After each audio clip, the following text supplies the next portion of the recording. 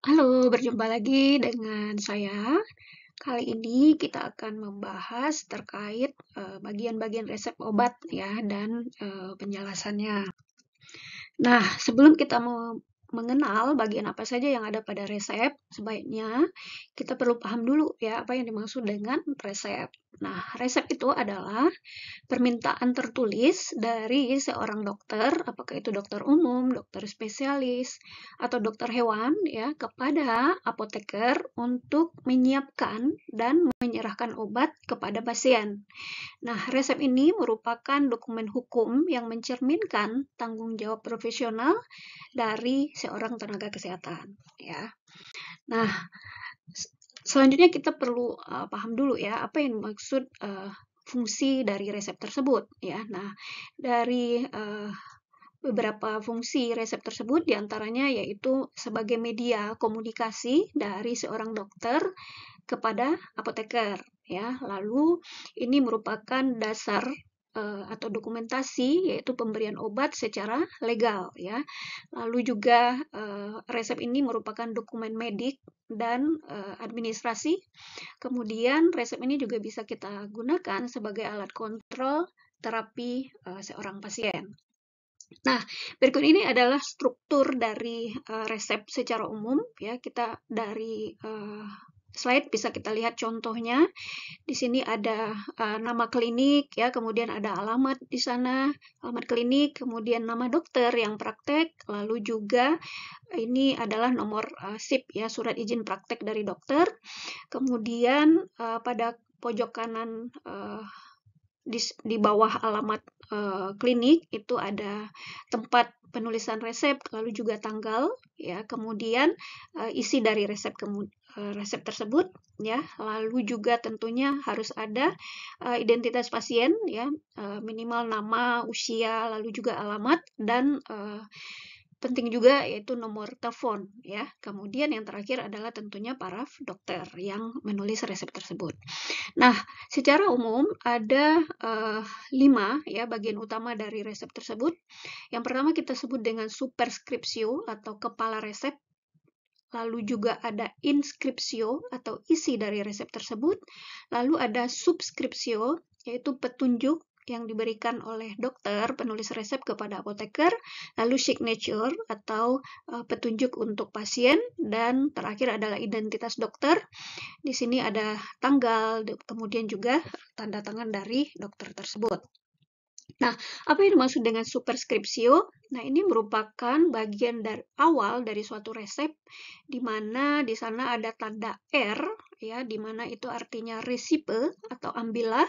Nah, ini merupakan hal yang menunjukkan permintaan dari seorang dokter kepada apoteker. Ya, contohnya di sini ada R atau resipe paracetamol 500 mg. Ya, jadi ambillah paracetamol dengan dosis 500 mg. Ya, jadi itu adalah permintaan dari seorang dokter kepada apoteker. Lalu inskripsio atau isi resep. Nah, ini bagian utama yang berisi nama dan jumlah bahan obat tersebut. Ya, ini bisa terdiri dari bahan aktif atau bahan tambahan ataupun pelarut. Ya, nah di sini contohnya ada resipe paracetamol 500 mg, lalu ada kafein 50 mg, lalu ada M.F. caps, lalu NO numero, X ini adalah 10. Ya, nah ini contoh inskripsio. Lalu subskripsio. Nah, ini merupakan petunjuk kepada apoteker mengenai cara pembuatan dan jumlah obat yang harus disiapkan. Ya, contohnya di sini ada M.F.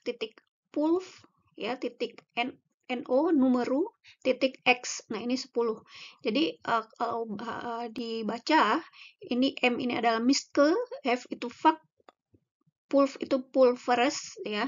Pulveres itu adalah serbuk yang dibagi-bagi gitu ya, sebanyak numero itu sebanyak 10 ya. Jadi buatlah 10 serbuk ya. Nah, ini merupakan subskripsio. Nah, lalu yang tak kalah pentingnya adalah signature. Nah, ini adalah petunjuk untuk pasien tentang cara penggunaan obat. Ya, biasanya ditulis dalam singkatan Latin ya atau bahasa Latin. Contohnya di sini S.3DD1 caps. Ya, bacanya adalah signa 3 didai 1 cups. Artinya minum, tandailah ya, tandailah minum 1 kapsul 3 kali sehari. Ya, nah itu signature. Nah, lalu identitas dokter. Nah, ini tentunya perlu sekali ya. Jadi berisi nama dokter, lalu nomor SIP atau surat izin praktek, kemudian tanda tangan dokter tentunya, serta tanggal penulisan resep. Ya, contohnya Dr. Ahmad F. SPPD ya, spesialis penyakit dalam, SIP-nya 123456 ya, lalu Jakarta yaitu tempat penulisan resep 25 Oktober 2025 ya, itu contohnya. Nah, ini contoh resep lengkap.